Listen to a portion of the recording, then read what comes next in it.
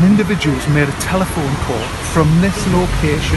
The phone box has just recently been taken away down to the Chinese takeaway. It's only a very short distance away. Now, the owner of the takeaway didn't understand directions, and what they've said is, we'll get the delivery guy to give you a ring back, which is quite normal in those circumstances.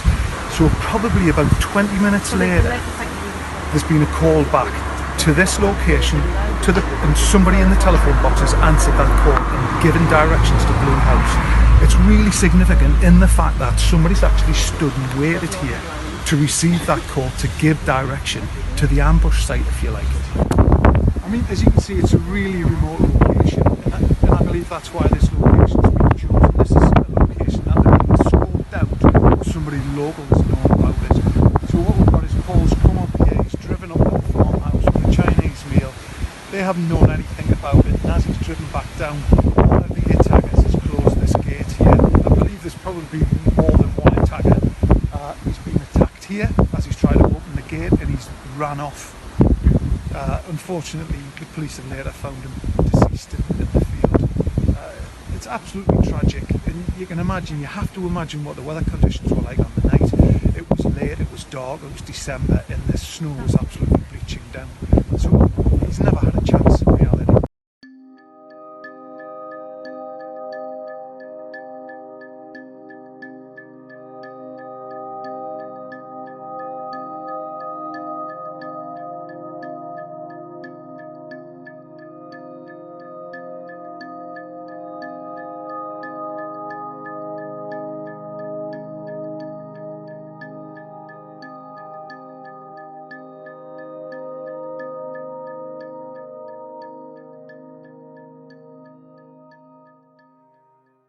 Our next case is a murder which took place just 8 weeks ago.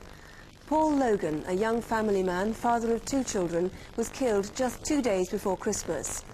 Northumbrian police are in the studio with us tonight in the hope that someone watching this programme will know who killed him and why.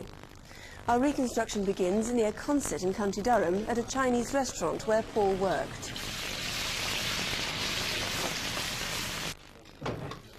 For the past 2 years, Paul Logan had worked most evenings as a delivery driver for the Golden Flower Chinese takeaway.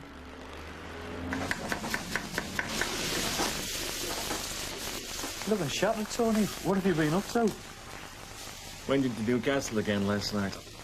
Didn't get back until 8. Now wait, Tony, what you been up to? You had to know Paul to appreciate Paul. Paul was a very good son, a very good father. Paul lived not far from the takeaway with Pamela Hughes and their 2 children, Michael and Natalie.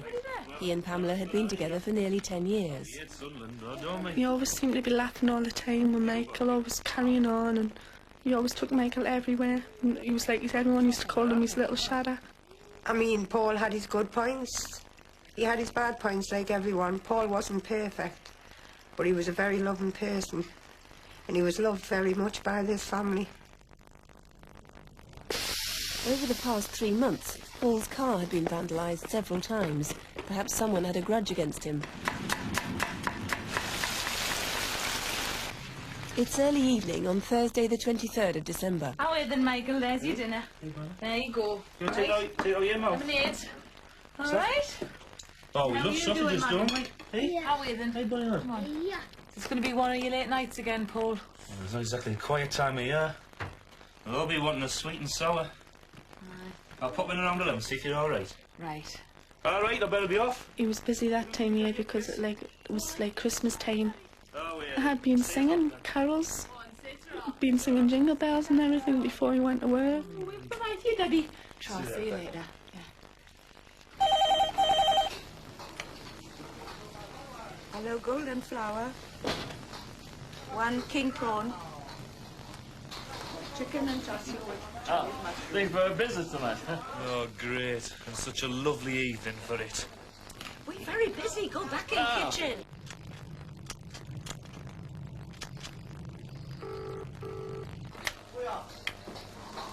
Hello, Golden Flower. Sorry, can you spell that? Blue House Farm. Can I take your number and get the driver to call you back for directions? My boyfriend and I were walking down Benfield Side Road towards Snows Green Road, and we noticed a Ford Fiesta XR2, and then we saw a man in the phone box who was trying not to draw attention to himself. I noticed him because he was not on the phone as we walked past. Paul, can you check address? Blue House Farm. That rings a bell. That's off Newlands. Someone... I said you phoned them. As I crossed the road, the man in the phone box was actually on the phone. The Blue House Farm. I see, right. That's on the left down Newlands Road. OK, see you soon. The farm was about 5 minutes' drive away. It's now nearly 10 o'clock.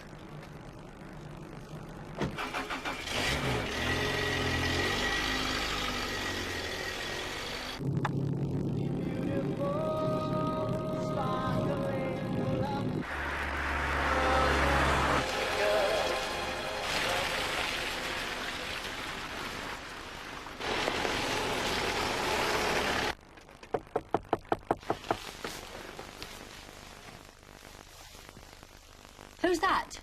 Chinese takeaway. We never ordered Chinese. Someone's made a mistake. Which Chinese? Shotley Bridge. We never ordered any. You better go back and check.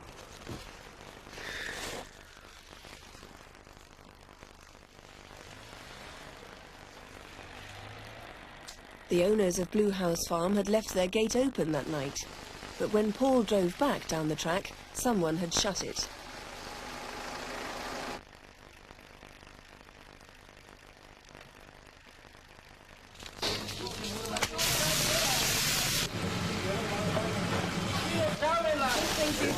May, don't take any more deliveries until Paul gets back. Is this the Golden Flower takeaway? Oh, can you help me? I'm from Blue House Farm, and there's one of your drivers here.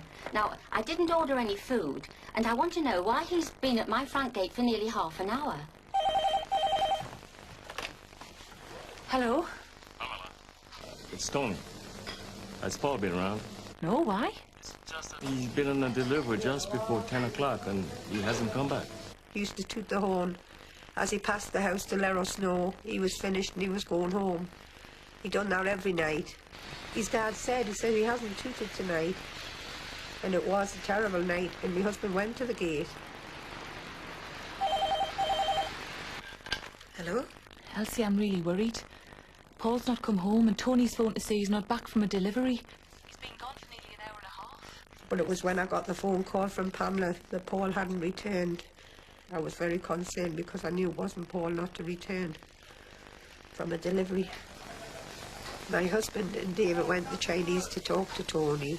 They asked him to take him straight to where the car was.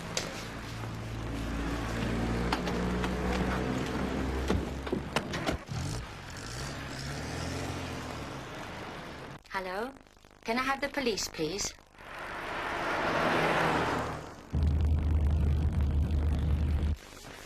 I really thought they'd find Paul and bring Paul back. Or Paul had maybe crashed in the car or something. I prayed to God so much Paul would come back.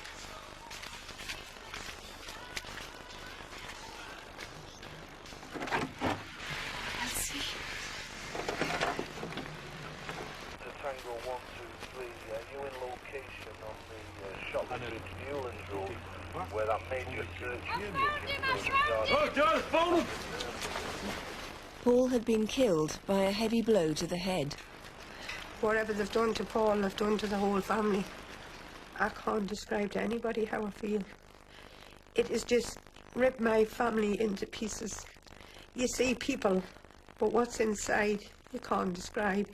I've known sorrow, I've known pain, but this is worse. It's a lot worse. You can't describe what goes in your head. There's times you think you're going mad. Things that go in your head because you need to know why such a thing has happened. Well, Mr. Wilson, there's no doubt really that Paul was deliberately targeted. The question is why? We haven't established a motive yet, but we have found that there are a lot of people who hold a grudge against Paul Logan. A lot of people saw the man in the phone box that night. What did he look like? He's white, about 6 foot tall, 30 years of age, muscular build, wearing a black leather jacket, scruffy appearance, colour length dark hair, he's sitting at the front, and the driver of the Fiesta vehicle was of similar build, again wearing a black leather jacket and a scruffy appearance. So did anyone see the red Fiesta that night? Any other witnesses? There's another vehicle seen near Blue House Farm. Now this is very significant. Yes, at the time of the murder, witnesses saw the victim's car, and just prior to that, they saw a red or orange coloured Astra motor vehicle in a track about 150 yards away. We would ask the people in that vehicle to come forward to the police, and there are reasons why they may not wish to do so, but I can tell them that we will keep their contact with us in strictest confidence. Right. There is a reward. The family's got a reward together in this case. Yes, the family of the victim will offer £10,000 for information leading to the arrest and conviction of the persons responsible. Mr Wilson, thank you. There does seem little doubt that somebody knows who committed this murder. Please do ring us if you can help at all. We're on 0500 600 600 here in the studio. The number for the incident room at Wickham Police Station in Northumbria is 091 221 9319.